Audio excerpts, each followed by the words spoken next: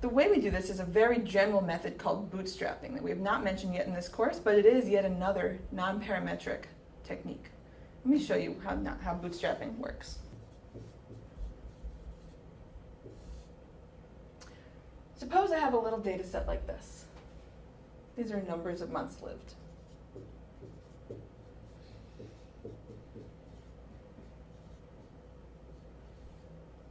Okay. So I have 7 people in my data set. All right. I can make a histogram of these if I want.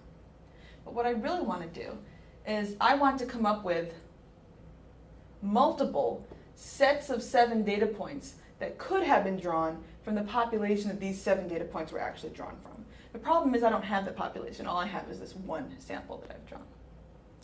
So what am I going to do?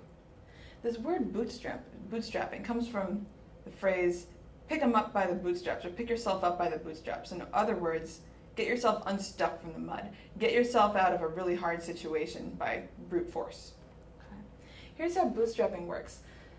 Although I don't know what the population actually looks like that these 7 values were drawn from, I'm going to assume that this is a representative sample.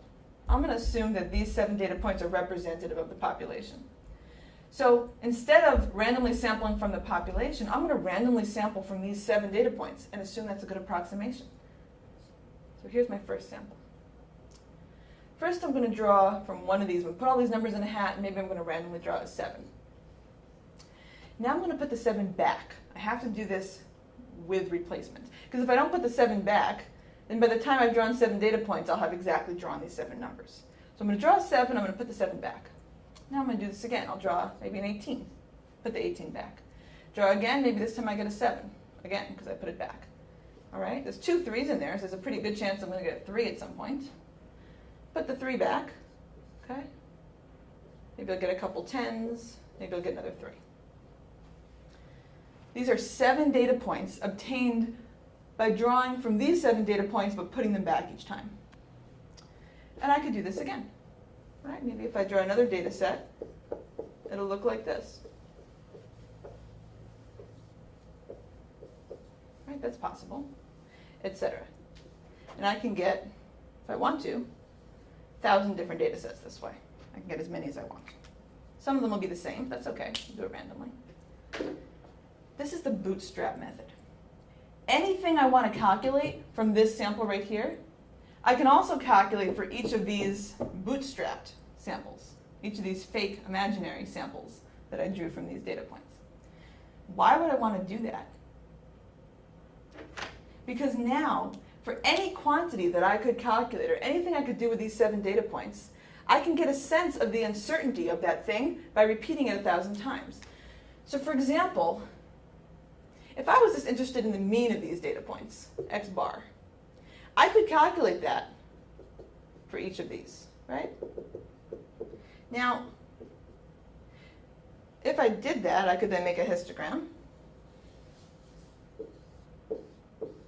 Here's my histograms of the mean. Here's the one I actually got. Okay? And that would give me a sense of how much the sample mean varies over different possible samples. Now for x bar itself, for the sample mean, we don't actually have to do this because we have the central limit theorem. We know how much x bar is supposed to vary when we sample from the population. But suppose that what I'm actually interested in is not x bar, but I don't know, maybe the average of x cubed. I'm going to take the cube of each of these values and then take the mean of those.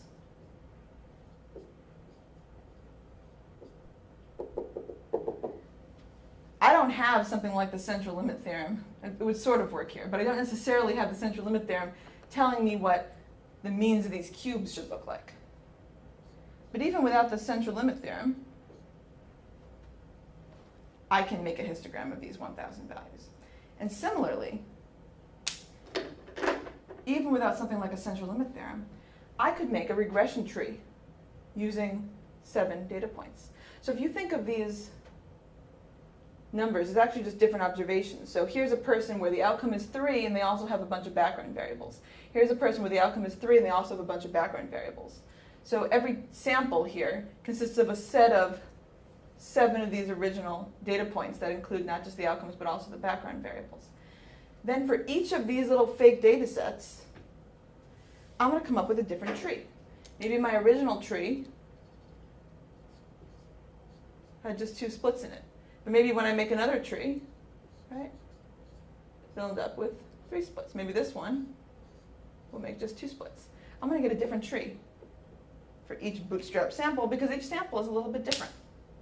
So if there are decisions that are close in terms of what should this first binary split be, I might end up making different choices in terms of how to label those splits based on which bootstrap sample I get. Each of these is a tree. Altogether, we think of them as a forest. And the idea is that if I want to make a prediction for a particular data point, I can see what the prediction would be for each tree and average over them and talk about the uncertainty. So bootstrapping is a very general concept anytime you're interested in looking at the variability of something where you don't have a nice equation to give you the variance. But more generally, for this method of making predictions without having to assume lines, making predictions non-parametrically, we can still get a sense of the uncertainty in our prediction by using a method like this.